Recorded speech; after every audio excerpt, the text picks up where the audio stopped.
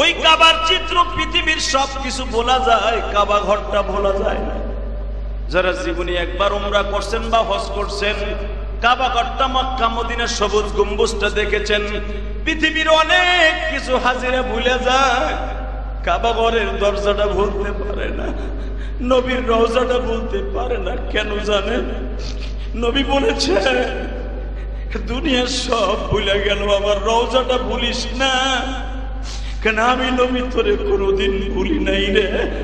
আমি আল্লাহর কাছ থেকে পারমিশন নিয়ে রাখছি, যারা জীবনে আমার রওজায় একবার সালাম দিবে, এদেরকে আমার গাড়ি ছাড়া অন্য কোন গাড়িতে জান্নাত দিবা না। ভালো করে বুঝবেন গো হাজী সাহেবরা, যখন হাজী কাবাঘর ছেড়ে আসতে থাকে, রওজাটা ছেড়ে যখন বাংলাদেশের দিকে, পাকিস্তানের দিকে, ইন্ডিয়ার দিকে হাজির গাড়িটা মুভ করে, বিমানবন্দরের দিকে যখন হাজির গাড়িটা রওনা দেয়, হাজি কলার পাতার মতো কাঁপতে থাকে বডি, হাত দুটা উঁচা করে বলে, নবী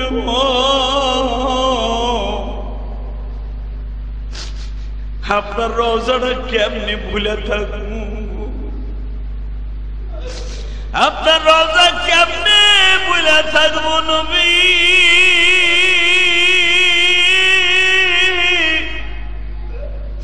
ওই স্বর্ণের গম্বুজের নিচে আপনি ঘুমান গো নবী।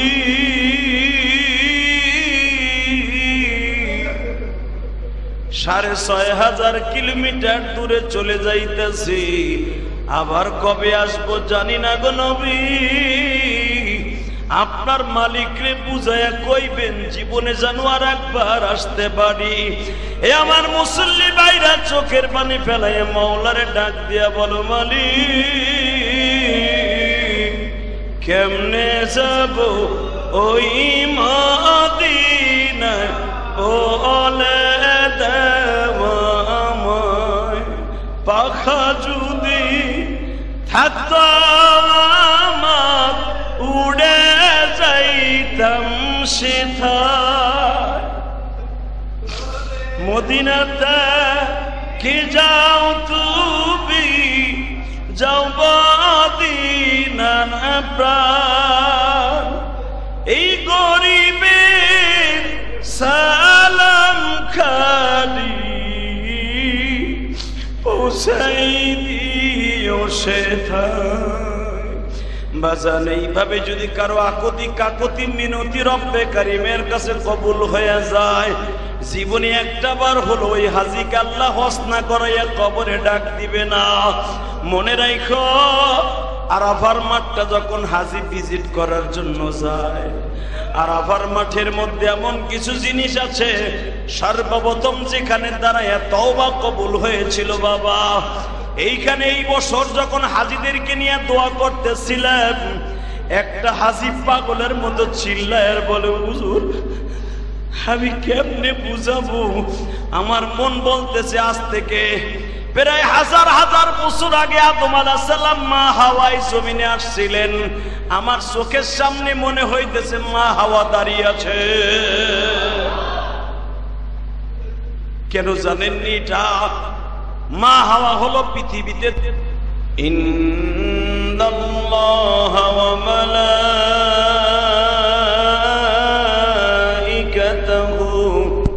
ইউসাল্লুনা আলান নবী ইয়া আইয়ুহাল্লাযীনা আমানু সাল্লু আলাইহি ওয়া সাল্লিমু تسليما لا إله إلا الله لا إله إلا الله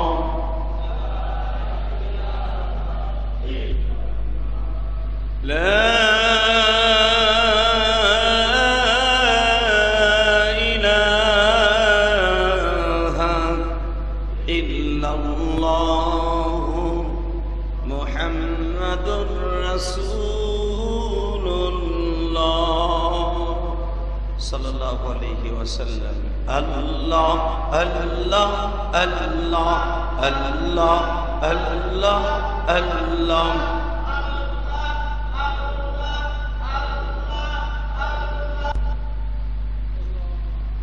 আল্লাহর যাকিরিন, শাকিরিন, মুহিব্বিন, মুবাল্লিগিন, আল্লাহর প্রিয় মাহবুব বান্দারা, আল্লাহ রাব্বুল আলামিনের দরবারে লাখ কোটি শুকরিয়া জ্ঞাপন করছি, যেই মহান মুনিব আপনাকে আমাকে পবিত্র জুমার দিনে তারই ঘরে আগে আগে এসে বসবার তৌফিকটুকু দান করেছেন। ওই মহান রবের দপ্তরে শুকরিয়া জ্ঞাপন করছি। সকলে বলি আলহামদুলিল্লাহ। আল্লাহ রাব্বুল আলামিন তার বান্দাকে 24 ঘন্টাই তার দিকে ডাকে। আল্লাহ রাব্বুল আলামিন 24 ঘন্টাই তার বান্দাকে বলতে থাকে, উযকুরুল্লাহ যিকরান কাসীরা ওয়াসাব্বিহুহু বুকরাতাও ওয়া আসীলা। বান্দা সকাল বিকাল আমি আল্লাহর জিকির করো, আমি আল্লাহর ইবাদত করো, আমি আল্লাহকে ডাকো, আমাকে স্মরণ করো। কেউ আমাকে স্মরণ করবা কোরআন তেলাওয়াতের মাধ্যমে, কেউ স্মরণ করবা নামাজের মাধ্যমে, কেউ স্মরণ করবা জিকিরের মাধ্যমে, কেউ আমাকে ডাকবা স্মরণ করবা তোমার যে কোনো হালাল উপার্জনের মাধ্যমে। কোন ব্যক্তি যদি ফজরের নামাজের জামাতে শরীক হয়ে ফজরের নামাজটা পড়ে কাজে লেগে যায়, আল্লাহ রাব্বুল আলামিন তার পুরা কাজটা, পুরা দিনটাই ইবাদতের মতো গণ্য করে দেয়। কেউ যদি ইশারের নামাজটাকে সুন্দরভাবে পড়ে, খুশু খুদুর সাথে পড়ে ঘুমিয়ে পড়ে, আল্লাহ সুবহানাহু ওয়া তাআলা সারাটা রাত্র সে যে কাজগুলাই করবে হালাল কাজ, আল্লাহ প্রত্যেকটা কাজ ইবাদতের মধ্যে গণ্য করে দিবেন। শুধু এখানেই তাই নয়, সারা রাত্র হালাল কাজ করতে যে যদি কোনো ভুল ত্রুটি হয়ে যায়, গুনাহ হয়ে যায়, আল্লাহ রাব্বুল আলামিন ইশারের নামাজটা পড়ার কারণে তার ওই ভুল ত্রুটিগুলোকে ক্ষমা করে দিবেন।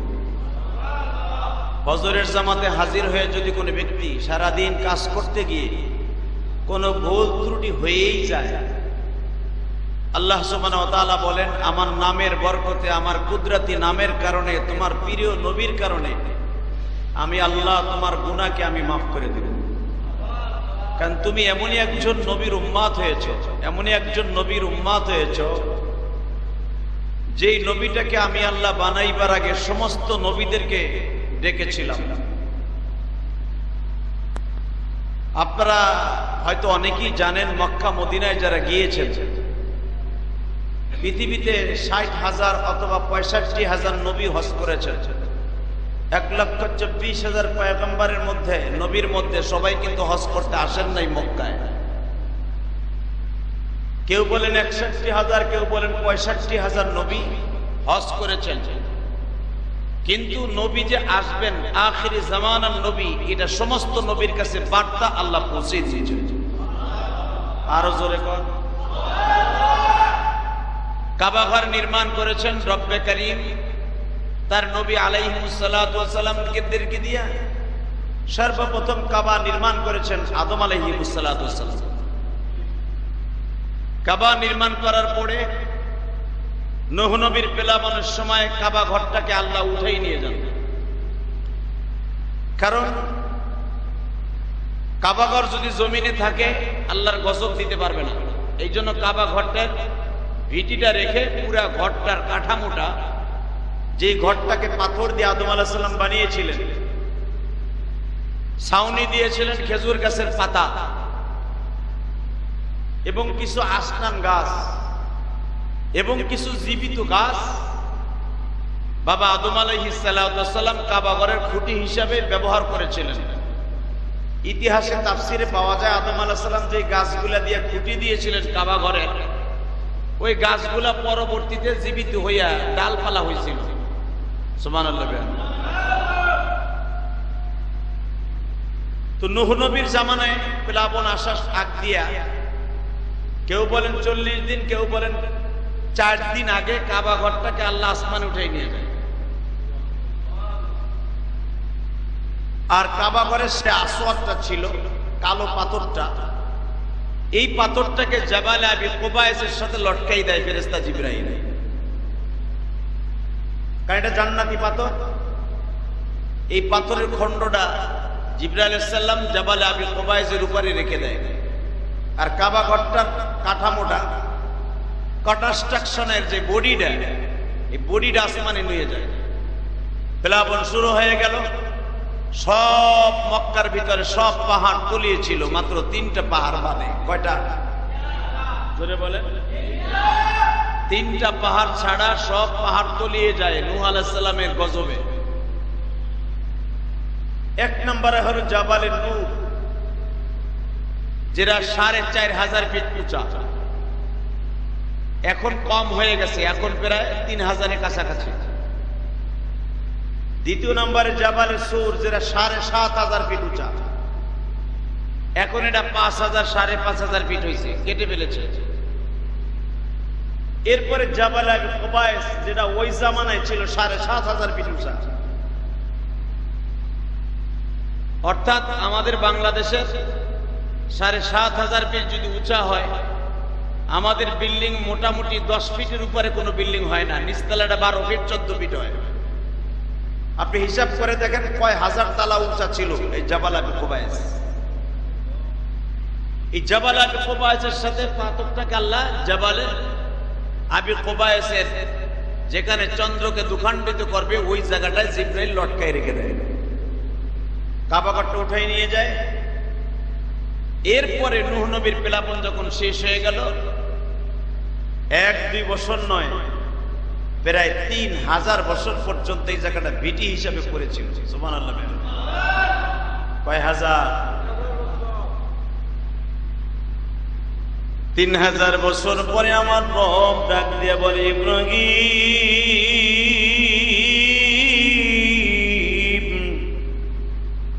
কাবা ঘরটাকে তুমি আবার পুনর্নির্মাণ করো। وَإِذْ يَرْفَعُ إِبْرَاهِيمُ الْقَوَاعِدَ مِنَ الْبَيْتِ وَإِسْمَاعِيلُ,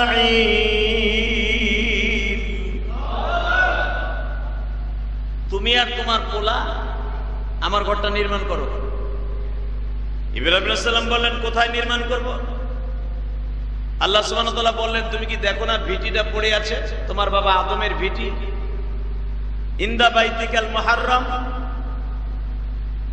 ইনদা বাইতিকাল মুহাররম, যেখানে হেরেম শরীফটা ছিল, কাবা ঘরটা ছিল, দেখো না ভিটিটা পড়ে আছে।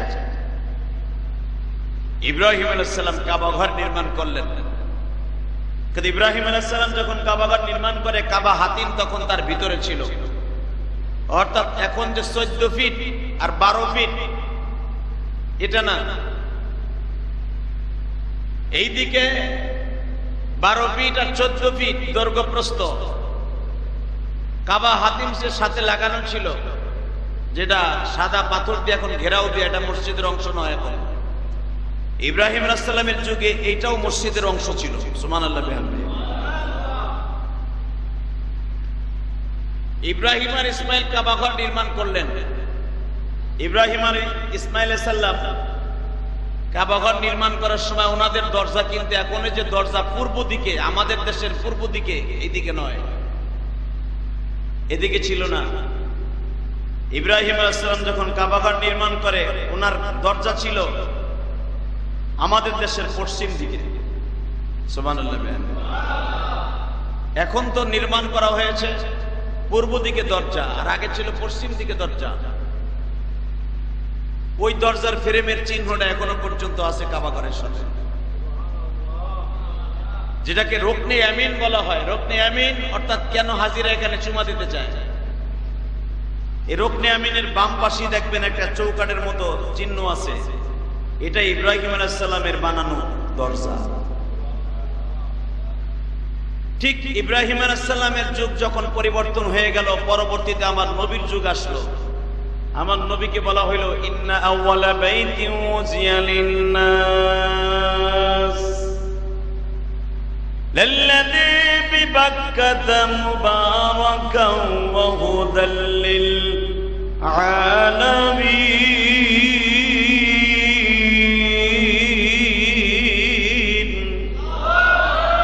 ইন্না আউওয়ালা বাইত, পৃথিবীর সর্বপ্রথম ঘর নবী এটাকে আপনি বানান।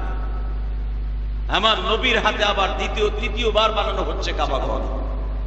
সুবহানাল্লাহ।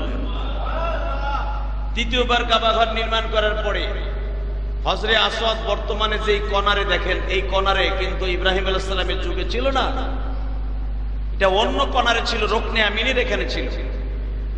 এই জন্য হাজিরা ওখানে চুমাদার। এখন তো কাবা ঘরের দরজা মেজাব রহমাতের এখানে লাগিয়ে দিয়েছে। তো ইব্রাহিম আলাইহিস সালামের যুগ একবার, আদম আলাইহিস সালামের যুগ একবার, বিশ্বনবীর জামানায় একবার। কয়বার হলো?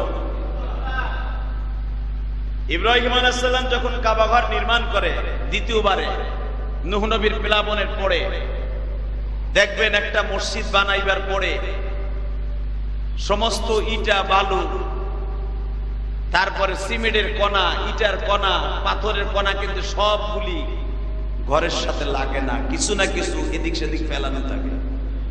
থাকে কি থাকে না?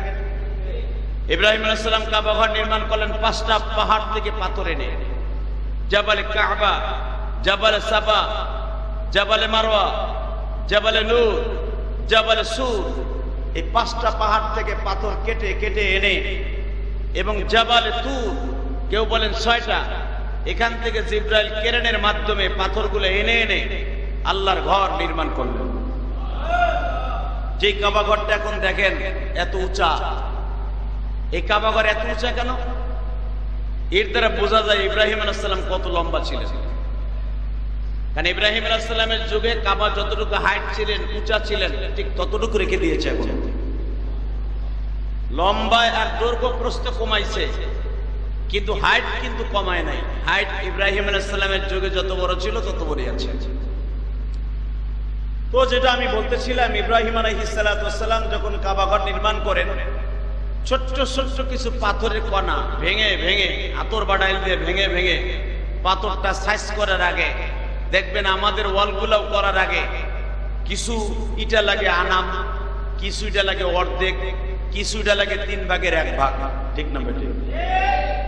ওয়ালটা কমপ্লিট করতে যতটুকু ইটা লাস্টে যাইয়া একটা ইটার 4 ভাগ করেও লাগানো হয়। ঠিক ইব্রাহিম আলাইহিস সালাম কাবা ঘরের ওয়াল করতে গিয়ে বড় পাথর কেটে কেটে ভেঙে ভেঙে ছোট্ট পাথরে রূপান্তরিত করে বাকি অংশটুকু পড়েছিলেন কাবা ঘরের পাশে। কাবা ঘর নির্মাণ হয়ে গেল। ইব্রাহিম আলাইহিস সালাম কাবার ছাদে উঠলেন। কাবার ছাদে উঠে আল্লাহ বললেন, কানের ভিতরে আজান দাও, কানের ভিতরে আঙ্গুল দাও। এই শাহাদাত আঙ্গুলটা ইব্রাহিম আলাইহিস সালাম কানের মধ্যে ঢুকাইলেন, শক্ত করে ঢুকাইলেন।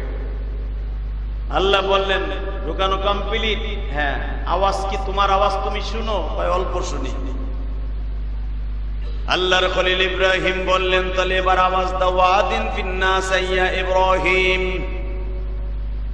ও ইব্রাহিম তুমি তোমার সন্তানদেরকে ডাক দাও। আল্লাহর খলিল ইব্রাহিম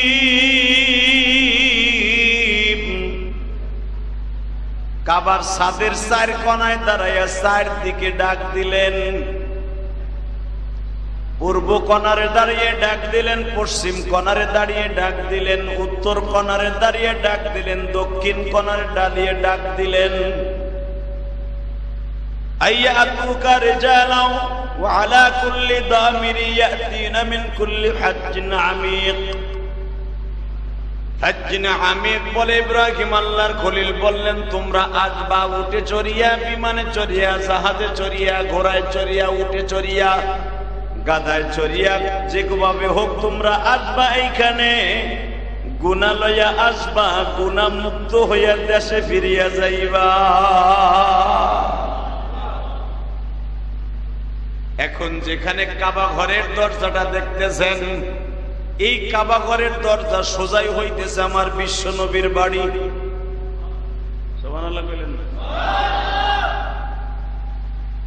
প্রশ্ন আসতে পারে, ইব্রাহিম আলাইহিস সালাতু ওয়াস সালাম কেন কাবা ঘরের দরজাটা বাজান প্রথম এখন যেখানে দরজা এখানে বানাইলেন না? কাবা ঘরের দরজা কেন 2 বার 2 জায়গায় লাগানো হইল?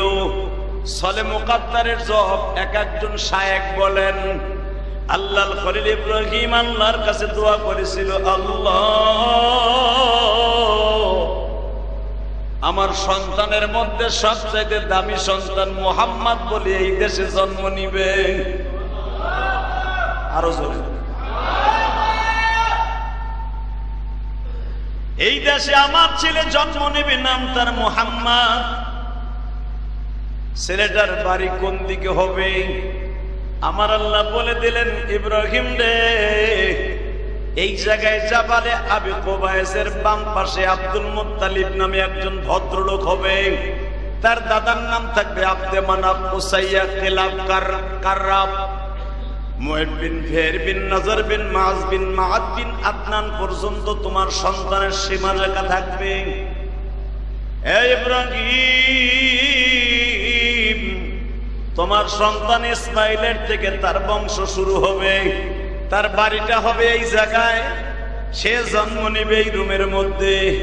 আল্লাহর খলিল ইব্রাহিম প্রতিদিন কাবা ঘরে ওঠার সময় নবীর বাড়িটার দিকে তাকায়া তাকায়া কাঁদতেন আর বলতেন, মালিক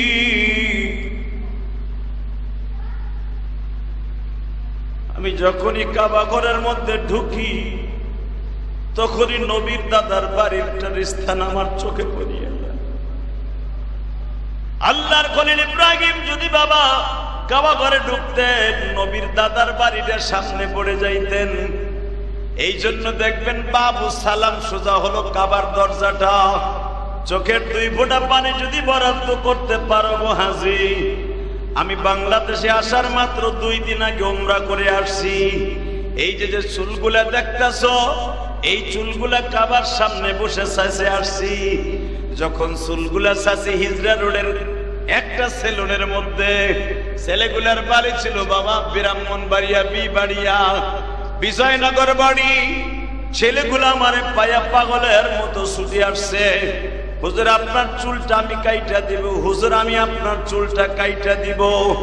গত শুক্রবার কলিজার টুকরা ভাইরা আমি শেষ উমরা করলাম গো বাবা। উমরার চুল যখন কাটার জন্য গেছি, কাটার জন্য অন্য সেলুনালারা পাগল হয়ে গেল। জিয়াদি সাহেবের হুজুরের মাথার চুলটা আমি কাইটা দিব, আমি কেটে দিব, কিন্তু এমন একটা জায়গায় সেলুন, চুলটা কাটার আগে আমি বললাম, তোমরা কি জানো নি এই জায়গাটা কোন জায়গা? এই জায়গাটা হলো সেই ঐতিহাসিক জায়গা যেই জায়গা দিয়ে আমার নবী উমরা করার সময় গিয়েছিলেন। এই যে সেই হিজরা রোড, এই যে সেই হিজরা মসজিদ, যেই মসজিদের সামনে দ্বারা আমার নবী 3 ঘন্টা কেঁদেছিলেন, মালিক রে আমি মক্কা ছাইরা মদিনায় যাবো না, তুমি আমারে এখনো নিষেধ করো মালিক।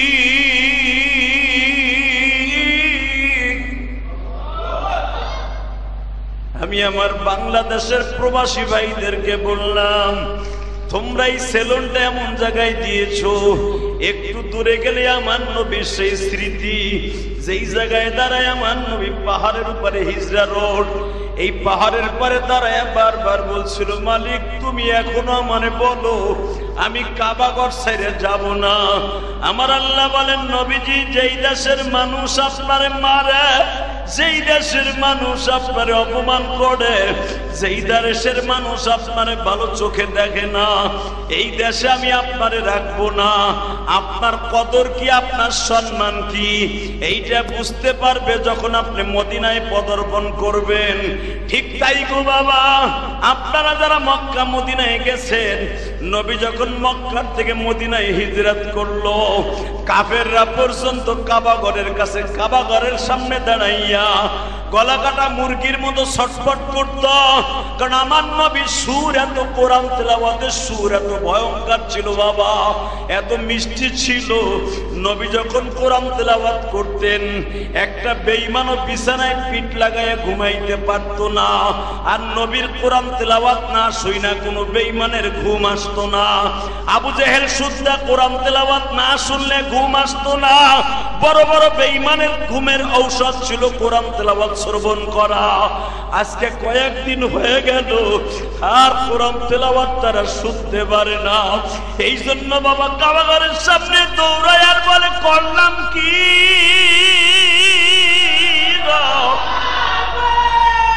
কি করলাম গো, কি করলাম। মুহাম্মদ চইলা গেল, সবাই আমরা ঘুম হারাম হয়ে গেল।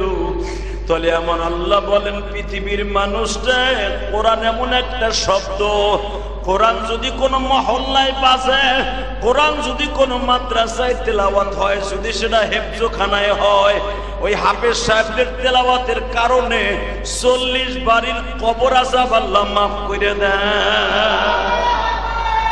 কলিজার টুকরা ভাইরা ভালো করে বুঝো, বিশ্ব নবীর কোরআন তেলাওয়াত ছিল তাদের ঘুমের ঔষধ।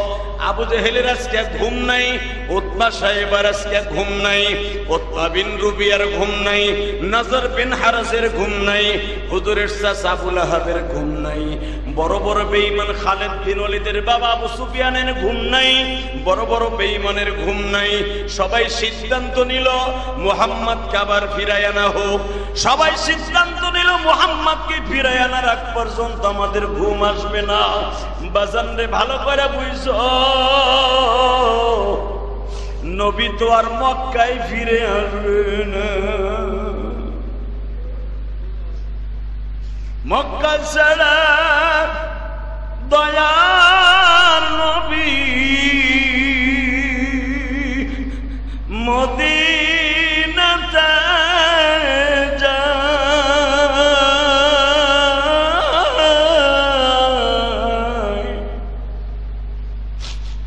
মাতৃভূমির মায়ায় নবী ফিরে ফিরে যায়। ভালো থাইকো মক্কার মানুষ, মারছ যে আমার। ভালো থাইকো কুরাইশ বংশের মানুষ, অত্যাচার করছো আমায়। মনের দুঃখ মনে লইয়া মদিনাতে,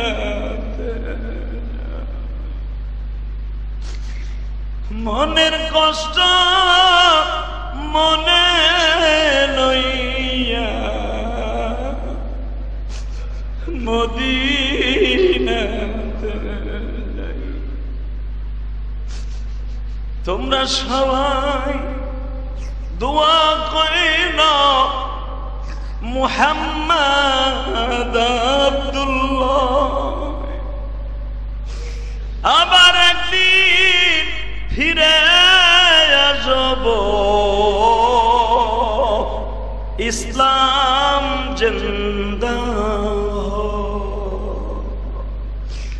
আবার একদিন আসব ফিরে, ইসলাম জিন্দা। বাজান কবিতার ভাষায় বারবার নবীর কথাগুলো রেকর্ড করে বলেন। আল্লাহর কুতুব আনোয়ার শাহ কাশ্মীরি রহমাতুল্লাহ নবীর হিজরাত সম্পর্কে কিতাবে লেখেন, নবীর হিজরাতের বর্ণনা পৃথিবীর কোন রাবি নাই, পৃথিবীর কোন মুহাদ্দিস নাই বর্ণনা করে কাঁদে নাই গো বাবা। ওই হিজরা রোডে যখন এই মাথার চুলগুলা লাস্ট বারে কেটে আসতেছিলাম, চোখের পানি ফেলায় বলছিলাম নবী গো যাই গো নবী যাই,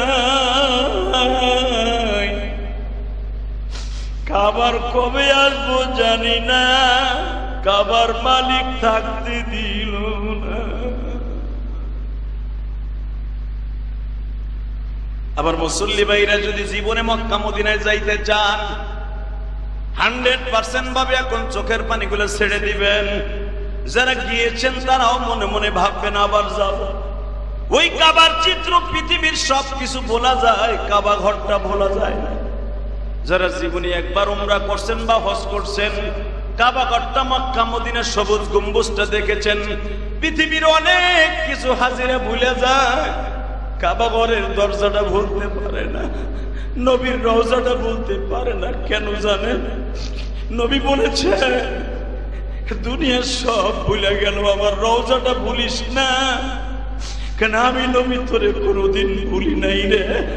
আমি আল্লাহর কাছ থেকে পারমিশন নিয়ে রাখছি, যারা জীবনে আমার রওজায় একবার সালাম দিবে এদেরকে আমার গাড়ি ছাড়া অন্য কোন গাড়িতে জান্নাত দিবা না। ভালো করে বুঝবেন গো হাজী সাহেবরা, যখন হাজী কাবাঘর ছেড়ে আসতে থাকে, রওজাটা ছেড়ে যখন বাংলাদেশের দিকে, পাকিস্তানের দিকে, ইন্ডিয়ার দিকে হাজির গাড়িটা মুভ করে, বিমানবন্দরের দিকে যখন হাজির গাড়িটা রওনা দেয়, হাজী কলার পাতার মতো কাঁপতে থাকে বডি, হাত দুটা উঁচা করে বলে নবী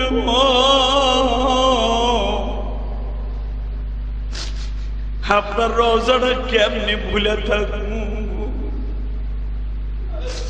আপনার রওজা কেমনে ভুলে থাকবো নবী।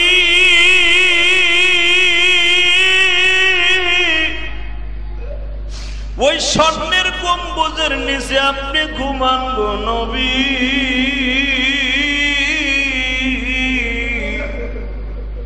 6500 কিলোমিটার দূরে চলে যাইতেছি, আবার কবে আসবো জানি না গো নবী।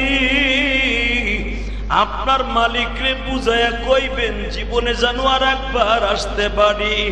এ আমার মুসল্লি ভাইরা চোখের পানি ফেলায় মাওলারে ডাক দিয়া বলো মালিক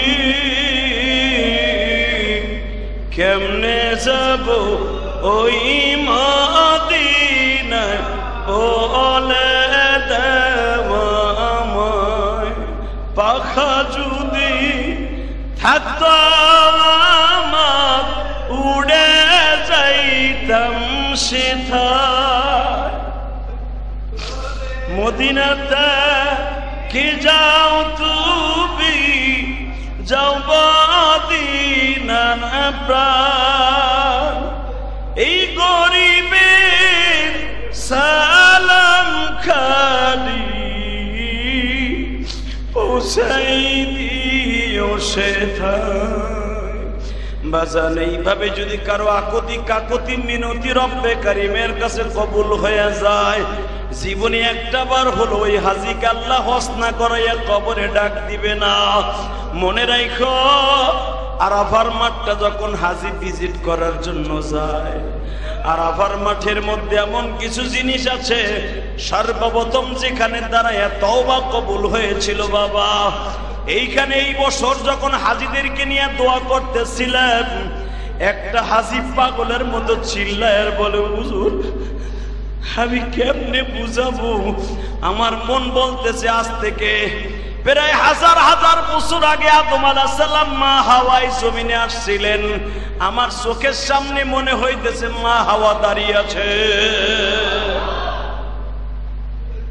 কেন জানেননি এটা? মা হাওয়া হলো পৃথিবীতে দ্বিতীয় নাম্বার মানুষ, আদম আলাইহিস সালাম হলো প্রথম মানুষ। এই দুইজন সর্বপ্রথম আরাফার মাঠে দাঁড়ায় কেঁদেছিল আর একটা ওয়াদা করেছিল, মালিক রে জীবনে আমার সন্তানরা কেউ যদি একবার আরাফার মাঠে আসে, সে হজ ছাড়া আসুক আর উমরায় আসুক, আমার সাথে তুমি মালিক ওয়াদা দাও সে যেন গুনাহ লইয়া বাড়তে না যায়, সে যেন গুনাহ লইয়া বাড়তে না যায়। এই বছর আমার সাথে প্রায় 30 জনের মতো এক গাড়িতে হাজী ছিল। আরাফার মাঠে নাইমা যখন বললাম হাজী রে, এই যে সেই মাঠ, যেই মাঠটার দাম পৃথিবীতে সবচাইতে আমার আল্লাহর কাছে দামি।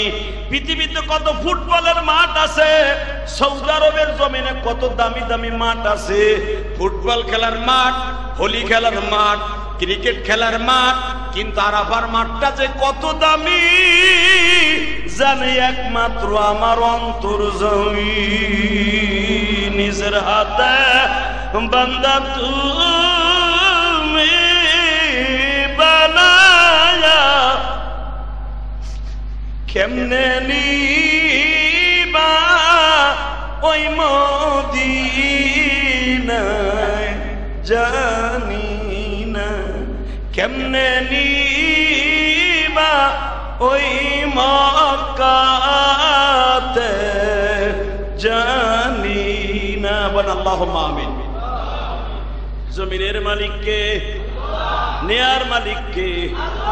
বাবা ইব্রাহিম আলাইহিস সালাতু ওয়াস সালাম প্রতিদিন যখন কাবা ঘরের মধ্যে ঢুকতেন, কেন কাবা ঘরের দরজাটা ওই জামানায় পশ্চিম দিকে ছিল বাবা? এই জামানায় কেন পূর্ব দিকে? ইমাম আলুসি রাহমাতুল্লাহ আলাইহি লেখেন, ইব্রাহিম আলাইহিস সালাম ইচ্ছা করে এই দরজাটা এই পাশে লাগাইছে।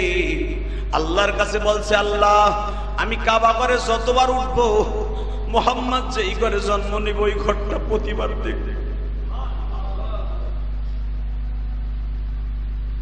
বাজার আমার বাবা ইব্রাহিমের যদি মনের মধ্যে এত আশা আকাঙ্ক্ষা থাকে আমার নবীর প্রতি, বাংলার জমিনে এমন নাস্তিক আছে আমার নবীরে কথায় কথায় গালি দেয়, দেয় কি দেয় না? প্রতিদিন আমার নবীর কলিজায় আঘাত করে। যদি কোন নবীর কলিজায় কেমনে আঘাত করলাম, জীবনে তো নবীর মা বাপরে একটা গালি দিলাম না, নবীর কলিজায় আবার আঘাত করলাম কেমনে? ভালো করে বুঝবেন, যারাই বাজান বেলেটটা দাড়িতে লাগায়, খুর লাগায়, নবী নিজে বলেন মান কাতা লিহিয়াতি কান্নামা উনুকিহি, যারা দাড়িতে বেলেট লাগায় সে আমার কলিজার মধ্যে বেলেট লাগায়। আপনার নবীরে গালি দিতে হবে না। অনেক মুসল্লি আছে জুমার দিন একবারে সুন্দর করে দাড়ি মারি সাইসা মসজিদে ঢুকে, আছে না নাই? আবার দাবি করে আমি টাটকা মুসলমান, এবার দাবি করে বাবা আমি সুন্নি মুসলমান, জুসলি জুলুস করে। এবার দেখলাম, তখন আমি মালয়েশিয়ায় ছিলাম, কয়েকটা দেশ সফর করার পরে সেন উমরা করে আসলাম। সুন্নি মুসলমান যারা জুসলি জুলুস করলো দেখলাম, জুসলি জুলুস করতে যে রাস্তার বার দাঁড়ায় বিড়ির নিশায় ধরছে, সিপার মধ্যে দাঁড়ায় দুইজনে বিড়ি খাইতেছে। কথা কর না কেন? আরে যদি সুন্নি মুসলমান বলো তাহলে আমারে কি কইবা? আরে সুন্নি মুসলমান যদি কাউকে বলা হয়ে থাকে সেটা হলো আহলে হক উলামা ইকরামকে বলা যায়। দাড়ি নাই, মোশ নাই, ওর পীরের দাড়ি ঠিক নাই, আবার সুন্নি মুসলমান কেমনে হয়? কথা বলেন না কেন? সুন্নি মুসলমান কাকে বলে? সুন্নাত তরিকায় যার জীবনটা গড়ছে, নবীর তরিকায় যার জীবনটা গড়ছে তারে কয় সুন্নি। ওর দাড়ি নাই, মুছ নাই, জুসলু জুলুস করতে যাইয়া ল্যাংড়া হইয়া নাচে, বিড়ির নিশায় জন্য শিবের মধ্যে যে বিড়ি খায়। কথা বল না কেন? আবার সুন্নি মুসলমান দাবি কইরা হক্কানি উলামা একরামে গালি দেয়। কয়েকদিন আগে দেখলাম সৌদি আরবে ছিলাম, এনায়েতুল্লাহ আব্বাসীর একটা পান্ডা আছে, ভাড়া করা গুন্ডা, গুন্ডা মার্কা গুন্ডা। আমি জানি না এনায়েতুল্লাহ আব্বাসীর এখানে কোনো ইন্ধন আছে কিনা। এনায়েতুল্লাহ আব্বাসীর একটা পালা, কি বলবো এটারে, পালা একটা কুলাঙ্গার। আমাদের জাতীয় মসজিদের খতিব আব্দুল মালিক সাহেব, যে বাংলাদেশের এমন একজন এলেমওয়ালা আমলওয়ালা একজন আলেম, বাংলাদেশে যদি জান্নাতে যাওয়ার কোন একজন মানুষ থাকে আমলের যোগ্যতায়, এক নম্বরে জান্নাতে যাবে আব্দুল মালিক সাহেব। সুবহানাল্লাহ। বোরকলের মধ্যে যে কই বাংলাদেশ, আমি আবার বলছি, বাংলাদেশে যদি জান্নাতে যাওয়ার আমলের দিক দিয়ে, ইলমের দিক দিয়ে, নবীর হাদিসের জ্ঞানের দিক দিয়ে, যদি মাসলা তাসতাম ইস্তেমবাত করার দিক দিয়ে, তাহকিক করার দিক দিয়ে, আমলের যোগ্যতায় যদি কেউ জান্নাতে যায়, কোন ইমাম খতিব হোক সারা বাংলাদেশের ভিতরে, বর্তমানে যদি এই যোগ্যতায় আল্লাহ কাউকে জান্নাত দেয়, জাতীয় মসজিদের খতিব একজন গ্র্যান্ড মুফতি, আমার মতো লক্ষ লক্ষ মুফতিকে জন্মদাতা এলেমের দিক দিয়া আব্দুল মালিক সাহেব। এশিয়া মহাদেশের মধ্যে সবচাইতে বড় আলেম আব্দুল মালিক সাহেব। তার এনায়েতুল্লাহ আব্বাসী ভাড়াটে একটা গুন্ডা, শুনলাম ওর বাপ পেপে ব্যস্ত না রিক্সা চালাইতো। আজকে আব্দুল মালিক সাহেবকে গালি দিয়া ও মনে করছিল ভাইরাল হবে। তো ইনায়তুল্লাহ আব্বাসী ছত্রছায়ায় থাকোস আর তুই ডাক্তার ইউনূসের ছত্রছায়ায় থাকোস, যদি কমসে কম তুই আমার সামনে কোনোদিন পড়স, তোর গালের সল ফাটাই ফেলাবো থাপড়াইয়া। কথা ঠিক না বেটা? তুই জানোস আব্দুল মালিক সাহেবের দাম কত? আব্দুল মালিক সাহেবের ক্লাসে আমার ছাত্র জীবনে একদিন বসেছিলাম, সেই হিসাবে সে আমার উস্তাদ। উস্তাদকে যদি কেউ গালি দেয়, ছাত্র যদি নীরবতা পালন করে, সে কুলাঙ্গার ছাত্র, সে ছাত্র হওয়ার উপযুক্ত নয়। হুজুরের ক্লাসে এই আসতে বেটা পাগল, ছাত্র এমন একটা হতে হবে, ছাত্র একটার মতো হতে হবে, ছাত্র একটা হলেই যথেষ্ট। কথা ঠিক না বেটা? আবু বকর ছাত্র ছিল আমার বিশ্বনবী, পৃথিবীর শ্রেষ্ঠ মুহাদ্দিস ছিল, পৃথিবীর সর্বশ্রেষ্ঠ মুফতি ছিল নবী মুহাম্মদ রাসূলুল্লাহ। তারই ছাত্র ছিল হযরত ওমর। সুবহানাল্লাহ বলেন না?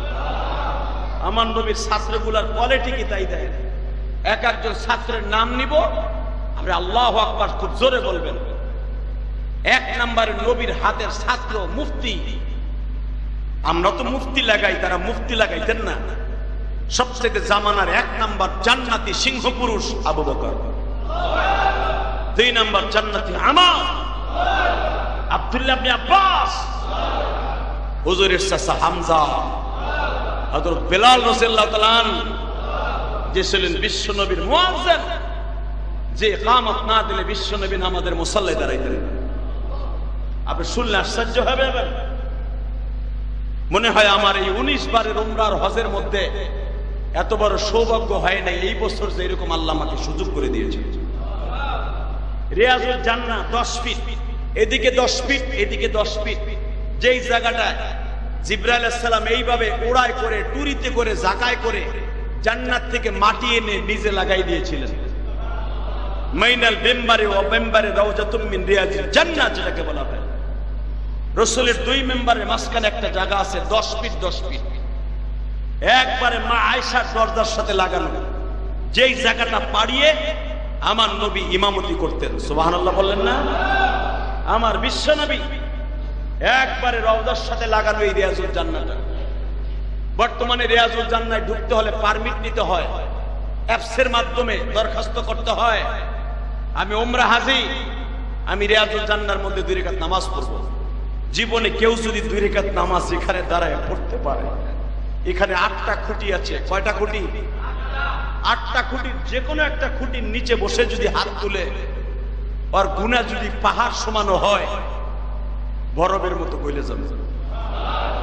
এই রিয়াজুল জান্নাহ একটা ভেরি ভেরি ইম্পর্টেন্ট জায়গা।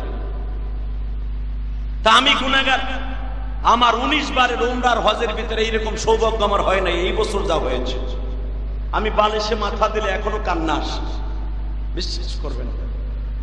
এইবারের উমরাটা ছিল আমার জীবনের ঐতিহাসিক উমরা। মদিনায় যখন 5 দিনের দিন, যেদিন চলে আসবো, আমি মদিনার থেকে রিয়াদ গেছি, রিয়াদ থেকে দাম্মাম গেছি, দাম্মাম মদিনার থেকে রিয়াদ হলো 1250 কিলোমিটার।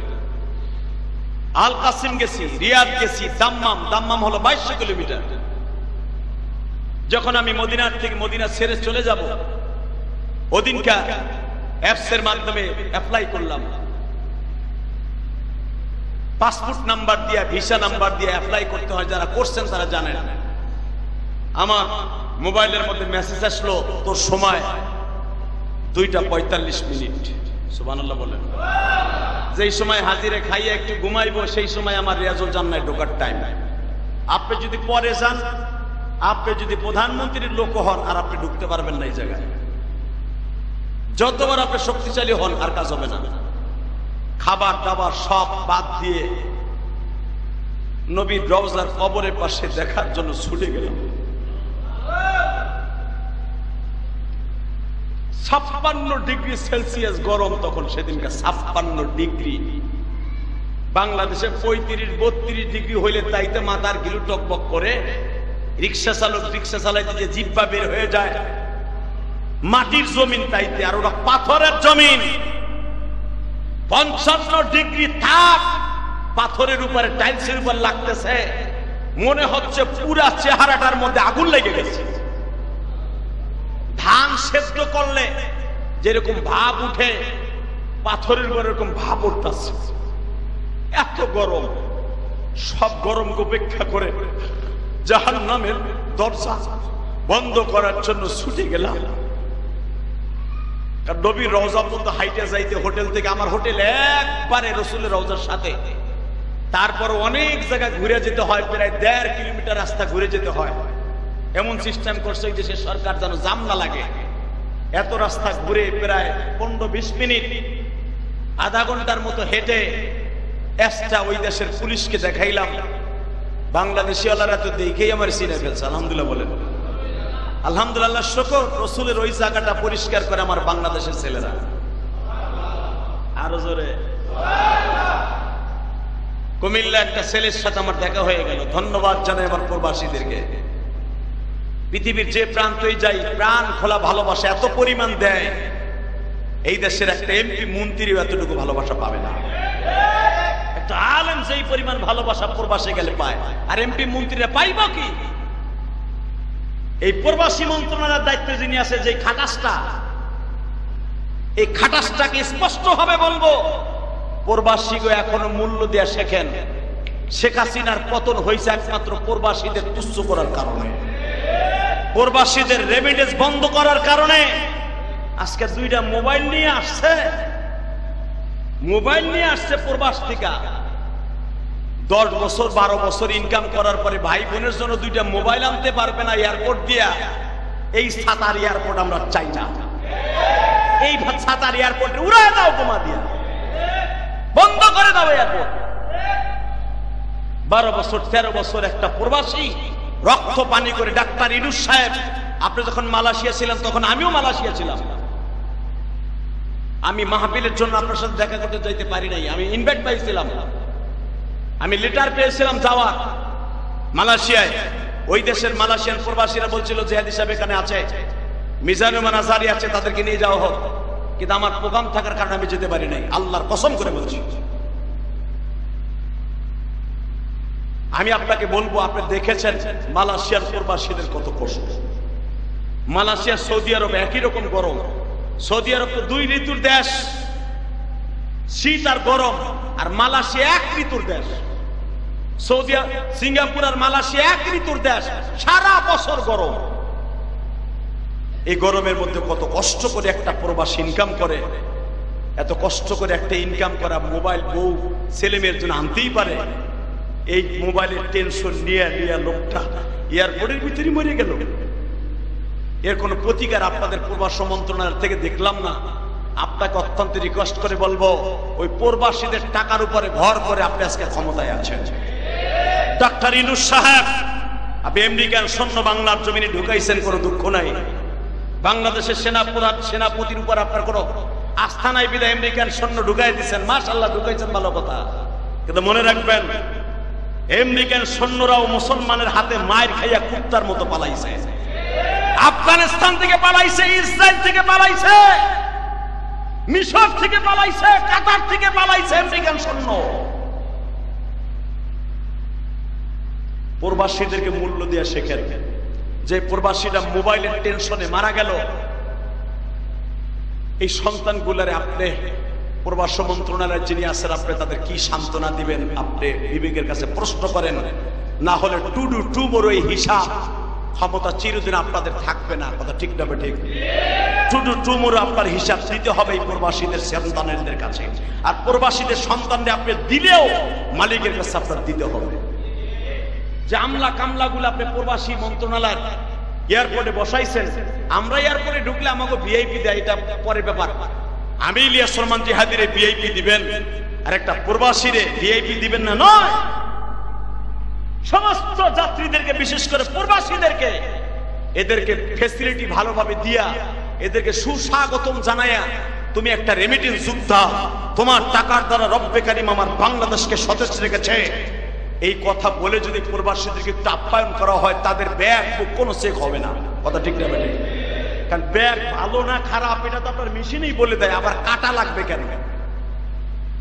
অতএব আমি আপনাকে বলতেছিলাম আমার সৌভাগ্যের কথা, এই সেলসিয়াস ডিগ্রির মধ্যে যখন গেলাম রসুলের রওজার সামনে গেলাম, রসুলের রওজায় ঢোকার 20 মিনিট আগে, হুজুরের কবরের পাশে যাওয়ার 20 মিনিট আগে এক বাংলাদেশি ভাই আমাকে বলতেছে, ময়মনসিংহ বাড়ি, ভালুকা, হুজুর আপনি তো বারবার আইছেন আমি জানি, কিন্তু আপনি আসল জায়গায় সবাই দাঁড়াইতে পারে না, আমি আপনার আগে ওই জায়গা পরিষ্কার করার অনুমতি আমি পেয়েছি, আপনি যাওয়ার আগে আমি ওই জায়গায় যাইয়া পরিষ্কার করা শুরু করবো, আমি ওই জায়গাটা ঢাইকে রাখবো, আমি যে দাঁড়ায় যাবো নামাজে কাজ করতে করতে, ঠিক আমার নামাজ শেষ হইলে আপনি আমার ওই জায়গায় দাঁড়ায় যাবেন।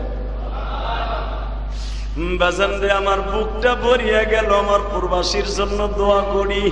এ আমার প্রবাসী ভাইরা রে, কত কষ্ট লইয়া তোরা থাকস রে ভাই, তোদের দুঃখ আমার আল্লাহ ছাড়া কেউ জানে না। ময়মনসিংহ ভালুকার ওই প্রবাসীটা বাজান 8 বছর ধরে সন্তান ছাড়া গেছে, বয়স হবে প্রায় 50-এর কাছাকাছি। ও আমার ওইখানে দেখেই রসুলের রওজার ভিতরে ঢুকে গেল, আমি সিরিয়াল দিয়ে আসলাম, আসিয়া দেখে ওই লোকটা ওইখানে দাঁড়ায় আছে নামাজে, ওর নামাজ শেষ হয়ে গেল, আমিও আমার ইশারা দিয়া বললো, হুজুর এইখানে আপনি দাঁড়ান, আমি সরিয়ে যাই। যখনই আমি ওখানে দাঁড়াইলাম, শুনলে আপনি আশ্চর্য হবেন, দৃশ্যটা আমি আমার মোবাইলে ধারণ করে নিয়ে আসছি। ওইখানে দাঁড়াবার সঙ্গে সঙ্গে রসুলের রওজায় যে পাহারা দেয় পুলিশগুলা, ওই পুলিশগুলা আমারে দেখেই চিনে ফেলছে। আরো জোরে বলুন। কোন ওয়াজটা সৌদি আরবে সবচেয়ে বেশি বাইরে রয়েছে, সৌদি আরবের কাছে এবার যে দেখলাম, আমার ওই ওয়াজটা সবচেয়ে বেশি বাইরে রয়েছে। ওই যে আমি আর্জেন্টিনা ব্রাজিল নিয়ে একটা কথা বলছিলাম না, পহেলা বৈশাখ নিয়ে বলছিলাম না, যারা পহেলা বৈশাখকে সামনে নিয়ে পোশাক বানাবি, ব্রাজিল আর্জেন্টিনা ইত্তেবা করবি, জাহান্নামী জাহান্নামী জাহান্নামী বলছিলাম না, এইটা সৌদি আরবে কঠিন ভাইরাল, সৌদি এলাকার কাছে। আমি যখন রসুলের রওজার পাশে ঢুকলাম, আল্লাহর জাতের কসম, আল্লাহর জাতের কসম, আল্লাহর জাতের কসম, 3 বেলা আল্লাহর কসম করে বললাম, ওই পুলিশ আমার দেখেই বলে, ও ইউটিউবে ওয়াজ বাইর করে আমার ওই জাহান্নামী জাহান্নামী ওয়াজটা বাইর করে আমার বলে, হেনা হেনা ইয়া, আমি বললাম না, হ্যাঁ এই ব্যক্তি আমি, ইজলিস রিয়াজুল জান্নার ভিতরে 2 মিনিটের উপরে, 3 মিনিট 5 মিনিটের উপরে কাউকে বসতে দেয় না। আমি গুনাহগার 1.5 ঘন্টা ছিল, ওই 4 জন পুলিশ আমার পাহারা দিছে। ওই পুলিশটা আমার দেখায় বলে, হেনা এই তুই? আমি বললাম না। ও পুরা রওজার পাশের পুলিশগুলোরে দেখাইছে, এই যে জানোস কে, এই যে ইউটিউবের সেই বাইরে বাংলাদেশের অনেক বড় মতুয়া, ওই দেশে মতুয়া করলে মন্ত্রীর চাইতে বড় পাওয়া, এই যে বড় মতুয়া বাংলাদেশের, আল্লাহর কসম 4টা পুলিশ আমার পাহারা দিয়ে রাখলো। সেই 2:30 থেকে নিয়ে আসরের নামাজ শেষ হয়েছে, তারপরে পুলিশ আমারে বলে না তুই এখান থেকে যা। মাগরিবের আগ দিয়া রসুলের রওজার পাশে দাঁড়ায় বললাম, নবী গো, এই 10 ফিট জায়গায় তো জিবরাইল মাথায় করে এনেছিল জান্নাত থেকে, সুবহানাল্লাহ বলেন না, এই 10 ফিট জায়গা জিবরাইল পুরা মাথায় করে জাকায় করে এনেছিল ওই জায়গাটুকু। এখানে দাঁড়ায় দোয়া করে গেলাম, আবার প্রবাসী ভাইদেরকে তুমি ভালো রাখো, যে আমার এত সুন্দর সুযোগ করে দিয়েছে, এই দেশের পুলিশ শুদ্ধ আমার চিনে ফেলেছে একমাত্র যোগ্যতাই মিডিয়ার দ্বারা। কথা ঠিক না? ঠিক। মিডিয়াকে তুচ্ছ করি না, কবে কিছু কিছু মিডিয়া আছে যেগুলো আমাদেরকে কালারিং করে। তো আমি তালাশ করে দেখলাম যে কোন মিডিয়াটার কারণে আমার চিনছে, দেখি মিডিয়াটা হলো মুহাম্মাদিয়া মিডিয়া। মুহাম্মাদিয়া মিডিয়ার ওয়াজটা বের করে আমার বলতেছে, তুই কি এই ব্যক্তি? আমি আশ্চর্য হয়ে গেলাম। আমি বললাম হ্যাঁ। ও আমার 4টা পুলিশ পাহারা দিয়া আমার 1.5 ঘন্টা নামাজ পড়ে যখন নামাজের ভিতরে অল্পি সুরাতে কাঁদতেছিলাম, মনে হচ্ছে রসুলের কবরের ভিতরে যে এসি গুলো লাগানো আছে, এসির বাতাস, ঠান্ডা বাতাস, পুরা বাতাসটা আমার গায়ে লাগতেছে। শেষবারে দোয়া করে যখন চলে আসবো রসুলের রওজাটা ছেড়ে, কি বলেছি শুনবেন না? এখন চোখের পানি ছেড়ে দিয়ে আল্লাহর কাছে আমিন আমিন বলবেন। 1 নাম্বার বলছি, আল্লাহ, যে এই যে জুমাটা পড়াবো, যারা আমার পিছনে জুমার নামাজ পড়বে, প্রত্যেকে একবার হলো মক্কা মদিনা দেখাবো। কসম এই কথাটাই বলছি, এই কথাটাই বলছি।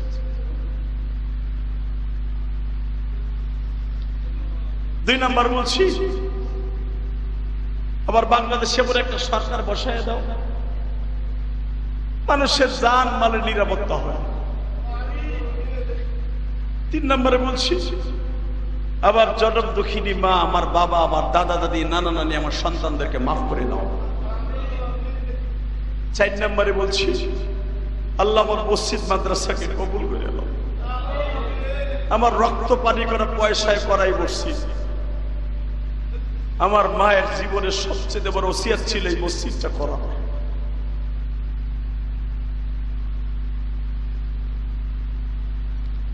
এই মসজিদে যারা টাকা দেয়, পয়সা দেয়, শ্রম দেয়, আপনি বিশ্বাস করেন প্রবাসী ভাইরা এত পরিমাণ সহযোগিতা, এত পরিমাণ ভালোবাসা আমাকে দিয়েছে এই বছর, কল্পনার বাইরে। সিঙ্গাপুর, মালয়েশিয়া, ইন্দোনেশিয়া, তারপরে সৌদি আরব, অতুলনীয় ভালোবাসা, যেই ভালোবাসার কোনো শেষ নাই। সবার জন্য দোয়া করে যাই, আল্লাহ রাব্বুল আলামিন আপনাদের জীবনে যেন একবার হলো মক্কা মদিনা যাওয়ার তৌফিক দান করেন। আমার প্রবাসী ভাইরা আমার কাছে দোয়া চেয়েছে, রিয়াদ থেকে, দাম্মাম থেকে, তায়েফ থেকে, সৌদি আরব থেকে, জেদ্দা থেকে, মালয়েশিয়া, পেনাং, পাহাং, জোহর বারু, বাতু পাহাড়, যে সমস্ত জায়গা আমি মাহফিল করেছি, শাহ আলম, সিরিমুদা, আমপাং এবং কলারামপুর, যে সমস্ত জায়গায় আমি মাহফিল করেছি, আল্লাহ রাব্বুল আলামিন যেন আলোস্তা, বাংলাদেশ অর্থাৎ মালয়েশিয়ার শেষ আলোস্তা ডিস্ট্রিক্ট, এখানে অনেক মাহফিল করেছি, অনেক ছেলেরা বিপদ আছে, তাদের জন্য দোয়া। আল্লাহুম্মা আমিন।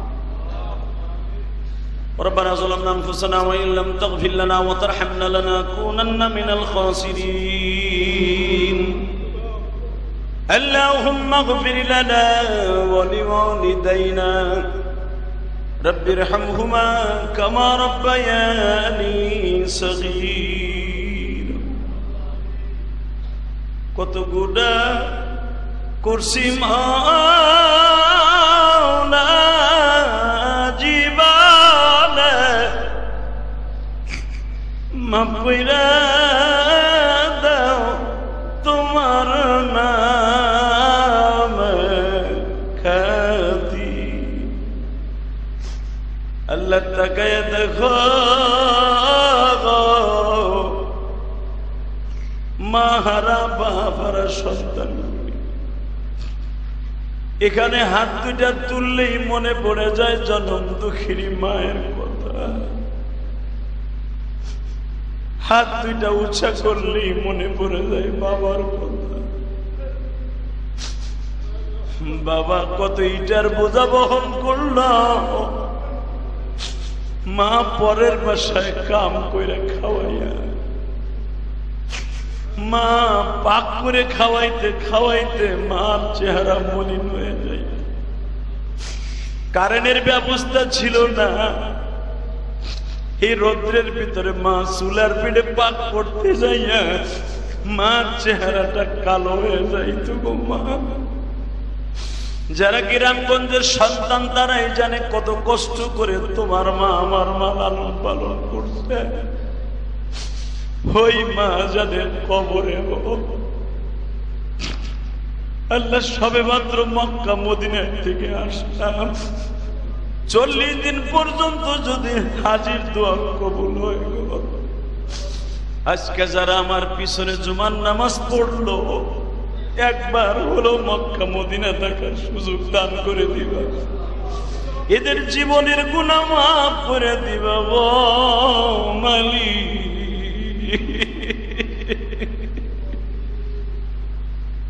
কেমনে ভুলবো মদিনার নবীজি,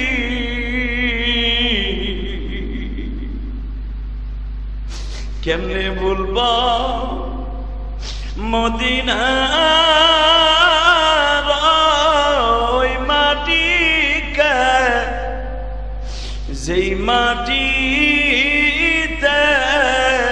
ঘুমাইতাছেন নবী। আল্লাহ যারা চোখের পানি ফেলে দিয়ে দুটি হাত তুলছে, একবার মক্কা মদিনায় যাওয়ার তৌফিক দিয়ে দাও। এদের ছেলে মেয়েদেরকে যাওয়ার তৌফিক দিয়ে দাও। এদের জীবনের গুনাহ মাফ করে দাও। এদের ব্যবসা বাণিজ্যে বরকত দিয়ে দাও। যারা ঋণগ্রস্ত আছে ঋণ পরিশোধ করার তৌফিক দাও। এদের বাবা মারে মাফ করে দিয়ে জান্নাতুল ফেরদাউস নসিব করে দাও। আল্লাহ এদের অনেকে স্ত্রীকে হারায় ফেলছে, প্রাণ প্রিয়তমা স্ত্রী, দোয়া চাইছে, মেহেরবানি করে তাদের কবরটা জান্নাতের বাগান বানিয়ে দাও। আল্লাহ অনেকের সন্তান বিদেশ থেকে, তাদেরকে মাফ করে দাও।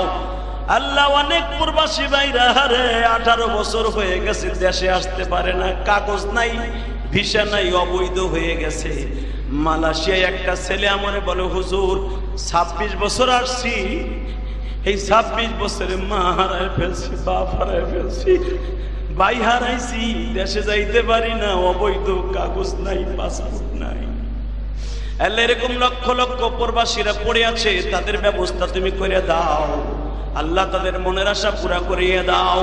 আল্লাহ রিয়াদের জমিনে, তায়েবের জমিনে, আল কাসিমের জমিনে, যে তার জমিনে যে সমস্ত ভাইরা ভালোবাসা দিয়েছে তাদের কবুল করিয়ে নাও।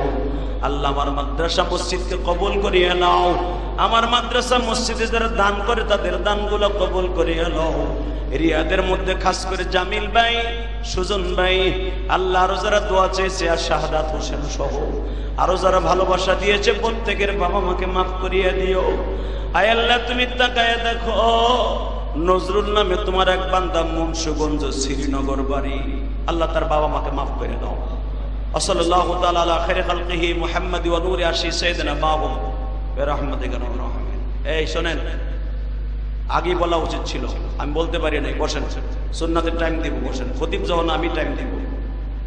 ওমরা যেতে চান তো ইনশাআল্লাহ আমি দোয়া করব, চোখের বাণী আল্লাহ মিস করবে না। অনেকদিন আপনার কাছে চাওয়া হয় না। আল্লাহর কোন বান্দা আছেন মসজিদের অনেক টাকা কারেন্ট বিল জমা হয়ে গেছে, আমি না থাকলে টাকা কম ওঠে, এই কম টাকা দিয়ে তো কারেন্ট বিল হবে না, বেতন হয় না ইমামদের। আমি খতিব, আমি টাকা নেই না, আমি বিনা পয়সায় খতিবগিরি করি।